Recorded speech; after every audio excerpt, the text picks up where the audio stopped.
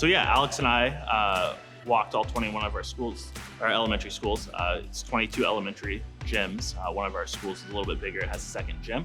We went into each space, took measurements. Some of them are more challenging than others. Have to take into consideration natural lighting, wall space. Some of the gyms are pretty small. We have basketball hoops, climbing walls, ropes, climbing ropes in the way. So we kind of went through that initial walk and identified where we thought would work best. Once we went through that process, we brought in a brand ambassador from Bluum, Ben Wells, and Alex down to our board, and we did a board presentation where Lou actually had our board members at the board kind of going through the Lou system for one of the apps, which was really fun. After that, once the approval was submitted and our purchase order was submitted, we went ahead and got one unit shipped to us.